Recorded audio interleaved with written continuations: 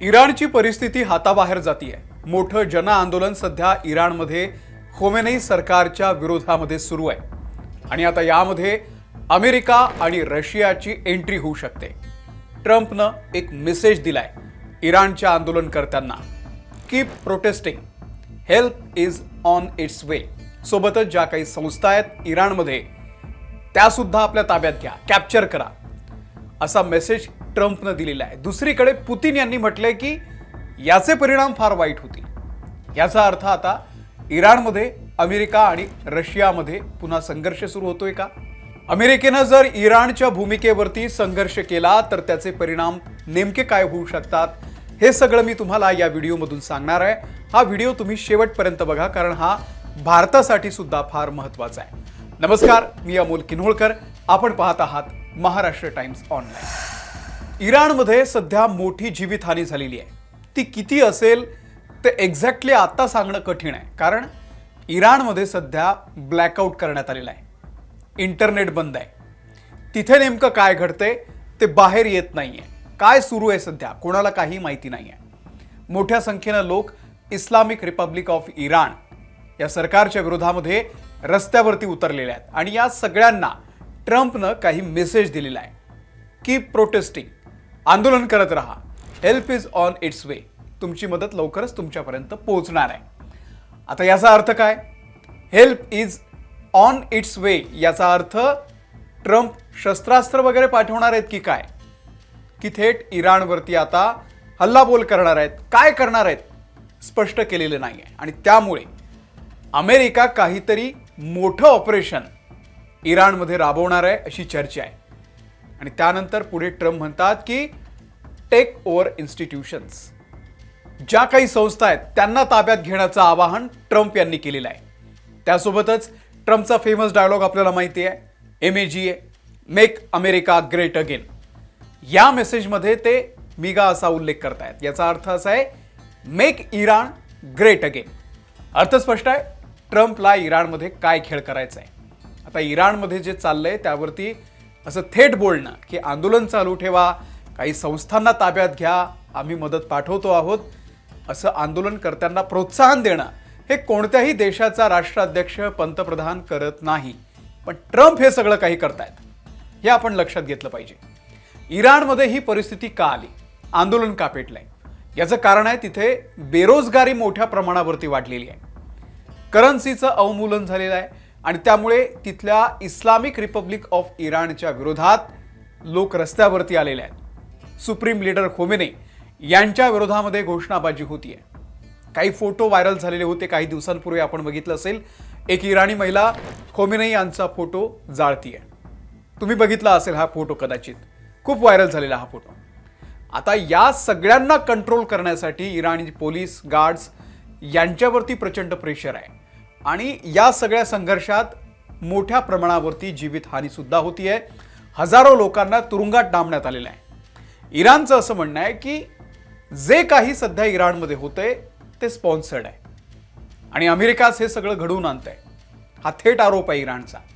पाश्चिमात्यांकडून Islamic राज्याला तोडण्यासाठी हे सगळं घडवून आणलं जातंय, हा थेट आरोप इराणनं केलेला आहे। इराणनं ट्रम्प आणि नेतन्याहू या दोघांवरही अत्यंत गंभीर आरोप केलेले आहेत। हेच दोघे कट रस्ता आहेत असं त्यांचं म्हणणं आहे आणि ते खरं सुद्धा आहे, कारण ट्रम्प थेट मदत पाठवणार असं म्हणतायत। याचा अर्थ स्पष्ट आहे की मदत म्हणजे काय, अन्न पाणी नाहीये, तर ती मिलिटरीचीच मदत असणार आहे।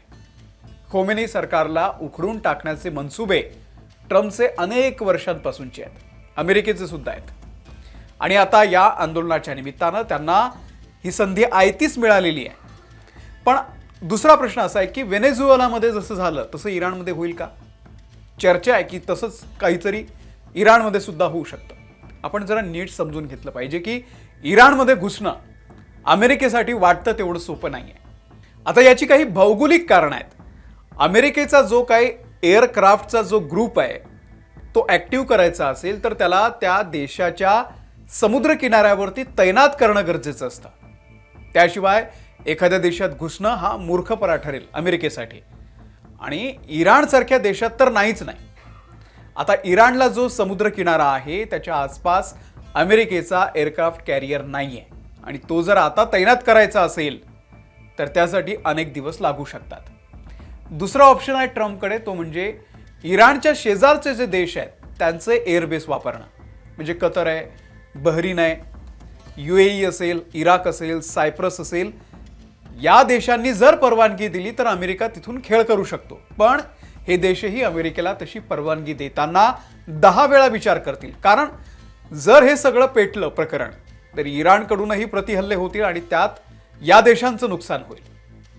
आणि हे देश कशाला या सगळ्या वादामध्ये पडतील? शिवाय शेजारी देश आहेत, धोका त्यांना देखील आहे भविष्यात. इराण काही छोटा देश नाही आहे. इथे पहाड आहेत, वाळवंट आहे. हा एक महाकाय देश आहे. हा इतका मोठा देश आहे ना की एकाच वेळी त्याला कंट्रोल करणं अमेरिकेलाही शक्य नाही आहे. शिवाय मिलिटरी कारवाई जर केली तर त्यात अनेक निष्पाप लोकांना आपला जीव गमवावा लागू शकतो आणि ते अमेरिकेवरती उलटू शकतं. याचा फायदा खोमेनी यांना होईल. लोकांची सहानुभूती खोमेनी यांना मिळेल. त्यामुळे इराकमध्ये केलं, व्हेनेझुएलामध्ये जे केलं ते ट्रम्पला इराणमध्ये करणं सोपं नाहीये.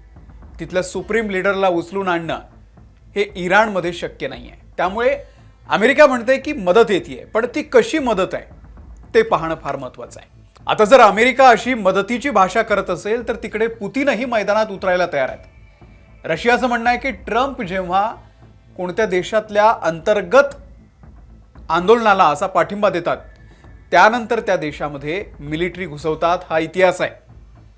इराक, लिबिया, सिरिया, युक्रेन या देशांमध्ये हेच झालंय आणि त्यामुळे रशिया आता रिस्क घेणार नाहीये. कारण रशिया आणि इराणचे संबंध चांगले आहेत. रशियाला आपला मित्र गमवायचा नाहीये. कारण युक्रेन सोबतच्या संघर्षात याच इराणनं रशियाला अनेक प्रकारे मदत केलेली आहे. आणि जर इराण कोलॅप्स झालं तर इराक, सिरिया, लेबनन, गल्फ एनर्जी रूट्स हा सगळा भाग, हे सगळे देश सुद्धा अस्थिर होतील आणि त्यामुळे पुन्हा तेलाच्या किमती वाढू शकतात. जागतिक बाजारावरती याचा परिणाम होऊ शकतो आणि रशियाला ते नकोय. कारण ज्या पद्धतीनं ट्रम्प हळूहळू सगळीकडे आपले पाय पसरतायत ते रशियासाठी फार धोक्याचं आहे. बघूयात नेमकं पुढे काय घडतंय.